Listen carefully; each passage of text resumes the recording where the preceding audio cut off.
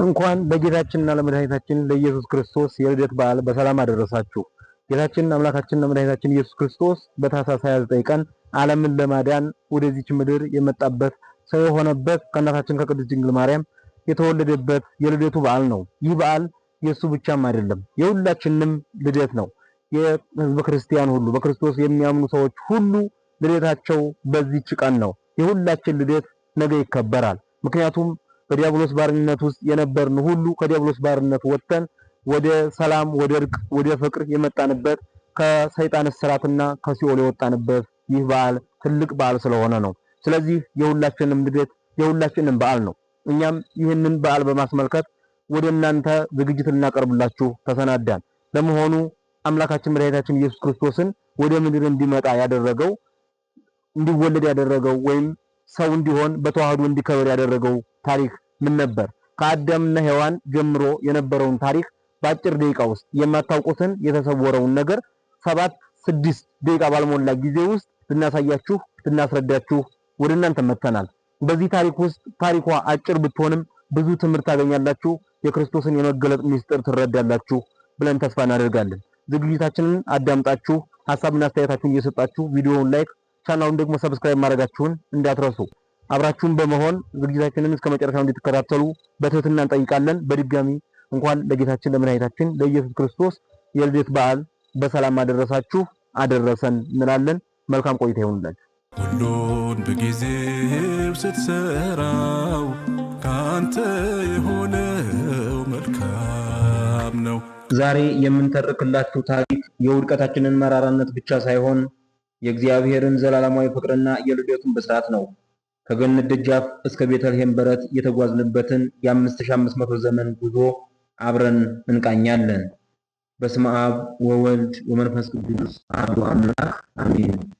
ዓለም ከመፈጠሩ በፊት የነበረ ዓለምን አሳልፎ ለዘላለም የሚኖር የሁሉ ፈጣሪ እግዚአብሔር የሰውን ልጅ በአርአያውና በአምሳሉ ፈጥሮ የክብር ዘውድ ያቀዳጀው። ነገር ግን የሰው ልጅ ከፈጣሪው ትእዛዝ ወጥቶ አትብላ የተባለውን በልቶ በራሱ ላይ ሞትን አመጣ። አዳም ሲፈጠር የፍጥረት ሁሉ ንጉሥ ሆኖ ነበር። በገነት ውስጥ ከፈጣሪው ጋር እየተነጋገረ ጸጋ ተጎናጽፎ የተወሰኑ ዘመናትን ኖረ። እንስሳት ሁሉ እንደ አባት ያከብሩት፣ ጧት ማታ በፊቱ እየመጡ ይቆሙና ይጠይቁት፣ ሰላም ላንተ ይሁን አባታችን አዳም ይሉት ነበር። እሱም ባርኮ ይመልሳቸው ነበር። ሰላምና ፍቅር የነገሰባት ገነት ለአዳምና ለሔዋን የደስታቸው መኖሪያ ነበረች። የገነትን ጣፋጭ ፍሬዎች እየተመገቡ ከፈጣሪያቸው ጋር እየተወያዩ እያመሰገኑት እሱም እየባረካቸው ከ7 ዓመታት በላይ በክብርና በፍቅር ኖሩ። ከዚህ በኋላ ግን ነገር ተቀየረ። በትዕቢቱ ከክብሩ የተዋረደውና የወደቀው ሰይጣን ዲያብሎስ በአዳም ክብር እጅጉን ቀና። ስለ ቀናም አዳምንና ሔዋንን ለማሳሳት ነገር ሰራ። ነገር ግን ወደ ገነት ለመግባት ስላልቻለ አዳምና ሔዋንን ለማሳሳት አመች ነገር አጣ። የሚመቸውን ዘዴ ሲያፈላልግ አንድ ነገር መጣለት። እንስሳት ለአዳም ጧትና ማታ ሰላምታ ሲያቀርቡ ወደ ገነትም ሲገቡ በእነሱ ውስጥ በአካላቸው ተሰውሮ መግባት። ከገነት መዳረሻ በርቀት ቆሞ እንስሳትን ሁሉ ቢጠይቃቸው ፈቃደኛ ሊሆኑለት አልቻሉም። እባብን አገኛትና ጠየቃት። ፈቃደኛ አይደለችም። በእጅጉ ለመናት። እባብ 4 እግር ያላት በእግሯ የምትጓዝ ፍጥረት ነበረች። እስከ ገነት በር ልሸከምሽ፣ ከዛ ወዲያ ደግሞ አንቺ ተሸክመሽኝ ግቢ ብሎት ለመናት። ተስማማችለትና ተሸክሞ እስከ ገነት በር ደረሰ። ከገነት በር ከደረሰ በኋላ በእርሷ አካል ተሰውሮ ወደ ገነት ገባና በዛው በገነት ውስጥ ተንኮሉን ለመስራት ቆየ። ወደ ሔዋን መጥቶ በዚህ በገነት ምን ትበላላችሁ? ምንስ ተከለከላችሁ? አላት። ሔዋን ከዕፀ በለስ በቀር ሁሉ ተፈቅዶልናል ብላ መለሰችለት። ይህንን ዕፀ በለስ ለምን ተከለከላችሁ? ቀጣዩ ጥያቄው ነበር። ይህን ዕፀ በለስ ከበላችሁ የሞት ሞትን ትሞታላችሁ፣ ማለትም በስጋ ሞት ትሞቱና ድጋሚ በሲኦል ሞት ወደ ሲኦል ትወርዳላችሁ ተብለናል ብላ መለሰችለት። ካልበላን ግን ሞት ሳይነካን 1000 ዘመን እንኖርና እንደገና እንደ ንስር እየታደስን ወጣት እየሆን ለዘላለም ከፈጣሪያችን ጋር እንኖራለን መለሰችለት። እሱ ግን ይህን ዕፀ በለስ ብትበሉ እንደ እግዚአብሔር ትሆናላችሁ፣ እግዚአብሔር የከለከላችሁ እንደርሱ እንዳትሆኑበት ፈርቶ ነው አላት። ሔዋን ለትንሽ ጊዜ አልሰማህም ብትለውም ኋላ ግን ተሸወደችና ዕፀ በለስን ቀጥፋ ለመብላት ወሰነች። ከዚያች ቅጽበት ጀምሮ የጸጋ ልብሳቸው ተገፈፈ። እርቃናቸውንም ሆነው ተደበቁ።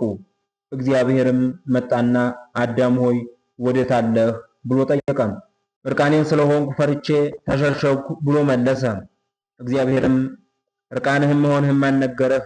አትብላ ያልኩህን ዕፀ በለስ በላህን? አለው። አዎ ትርዳህ ያልከኝ ሴት አሳተችኝ ብሎ መለሰ። ሔዋንም ብትጠየቅ በእባብ አመካኘች፣ ምክንያቱ አላዋጣቸውም። እባብ ተንኮለኛ ነሽና እግርሽ ይሰወር፣ የሆድሽን ተንኮል ስላየሁ በደረት እንድትሳቢ ፈረድኩብሽ አላት። ከዛን ጊዜ ጀምሮ እባብ በደረቷ የምትሳብ ፍጡር ሆነች። አዳምና ሔዋን በፈጸሙ ስህተት ምክንያት ከገነት ተባረሩ። ከገነት የወጡት አዳምና ሔዋን በመጀመሪያ በደብረ ቅዱስ ወይም በቅዱሱ ተራራ ተቀመጡ። በዚያ ሆነው ወደ ገነት እየተመለከቱ ያለቅሱ ነበር። ኃጢአታቸውን ለማስተስረይ ሱባኤ ያዙ። ነገር ግን ሰይጣን በተለያዩ መልክ እየተገለጠ ሱባኤያቸውን አቋረጣቸው። በዚህም ምክንያት አዳምና ሔዋን ተቀያየሙ። አዳምም ሔዋንን አንቺ ነሽ ያሳሳትሽኝ በማለት ተቆጣት። ነገር ግን ንስሐውን አላቆመም። ሰውነቱን አድምቶ ደሙን አፍስሶ መስዋዕት አቀረበ። ቸር የሆነው እግዚአብሔርም ልቅሷቸውን ሰማ። ከ5 ቀን ተኩል በኋላ ማለትም ከ5500 ዘመን በኋላ ከልጅ ልጅ ተወልጄ አድንሃለሁ የሚል የማይታጠፍ ቃል ገባለት። በዚህም ወደ መሬት ወረዱ። በምድር ላይ ባላቸው ወዝ እየሰሩ በችግር መኖር ጀመሩ። በምድር ላይ 5500 ዘመናት አባቶች አዳምን ወደ ቀደመ ክብሩ ለመመለስ ተጋደሉ። አብርሃም ልጁን ይስሐቅን ለመስዋዕት አቀረበ።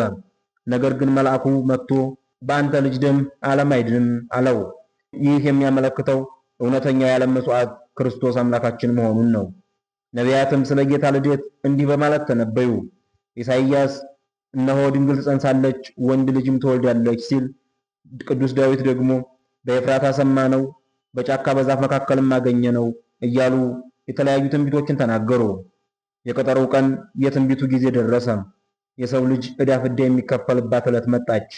ቅድስት ድንግል ማርያም በቤተልሔም በረት በከብቶች መካከል አምላክን ወለደች። ሰማያዊ ንጉሥ በግርግም ተኛ። እረኞችና መላእክትም በአንድነት አመሰገኑት። በዚያን ጊዜ የምስራቅ ነገሥታት ሰብአ ሰገል በኮከብ ተመርተው መጡ። ለሕፃኑም ሰገዱለት። የነገሥታት ንጉሥ ነውና ለንግሥናው ወርቅን፣ እውነተኛ የባሕርይ አምላክ ሊቀ ካህናትም ነውና ዕጣንን ለክህነቱ፣ በሰውነቱ ለሚቀበለው መከራ ሞት ከርቤን በማድረግ ስጦታቸውን አቀረቡለት። አድንህ ዘንድ ከልጅ ልጅህ እወለዳለሁ የሚለው የአዳም ተስፋ ዛሬ ተፈጸመ። የገነት ደጅ ተከፈተ። አምላክ ሰው ሆነ። ሰውም አምላክ እንዲሆን መንገድ ተጠረገ። ልደት ማለት የእግዚአብሔር ፍቅር ለሰው ልጆች የተገለጠበት፣ ጨለማው በብርሃን የተከበበበት ታላቅ ምስጢር ነው። ቀጣዩ የአዳም ድህነት በጌታችን ጥምቀትና በመስቀል ላይ ሞቱ የሚፈጸሙ ናቸው። እኛም ከሰብአ ሰገል ጋር ሆነን ስብሐት ለእግዚአብሔር በሰማያት ወሰላም በምድር ስምረቱ ለሰብ ክብር ለእግዚአብሔር በአርያም ይሁን ሰላምን በምድር ለሰው ልጆች ሁሉ እያለን እናመሰግነዋለን። የጌታችን የኢየሱስ ክርስቶስ ልደት ለሁላችንም የደስታና የሰላም በዓል ይሆንልን። ዝግጅታችንን እንደተከታተላችሁት ነበረ። ስለ ጌታችን መድኃኒታችን ኢየሱስ ክርስቶስ ከሰማየ ሰማያት ወርዶ ወደ ምድር የመጣበት ከእናታችን ከቅድስት ድንግል ማርያም የተወለደበት ምስጢሩ የሰው ልጅ ነው። ከሰው ልጅ የተለየ አዲስ ዓላማ አዲስ ነገር የለውም። እግዚአብሔር 99 ነገደ መላእክት ትቶ የሰው ልጅ በመውደድ ሰው ሆኗል። ሰው በመሆኑም እኛን ወደ ሰውነት መልሶናል። የመጨረሻው ሰው መሆን ነውና ሰውነትን ለመመለስ ሰው የሆነ አምላካችን በመጨረሻው ዘመን ደግሞ ለፍጻሜ በሚመጣበት ጊዜ ዓለምን ለማሳለፍ ሲመጣ በሰውነታችን ተገኝተን እሱ የከፈለልንን እሱ ያደረገልንን ውለታውን አስበን ለርስት መንግስተ ሰማያት የሚያበቃ ስራ ሰርተን ለክብሩ እንድንበቃ በቸርነቱ ይርዳን። የዛሬውን በዚህ ቋጨን። ቀጣይ የተለያዩ አስተማሪና መካሪ ዝግጅቶችን መንፈሳዊ መርሃ ግብሮችን ይዘንላችሁ የምንመለስ ይሆናል። ለዛሬው ግን ላይክ እና ሰብስክራይብ ማድረጋችሁን እንዳትረሱ እያልን እንሰናበታችኋለን። መልካም በዓል ይሁንላችሁ። ሁሉም በያለበት ተደስቶ የሚውልበት በዓል ያድርግልን። ወስብሐት ለእግዚአብሔር። ሁሉን በጊዜው ስትሰራው ካንተ የሆነው መልካም ነው።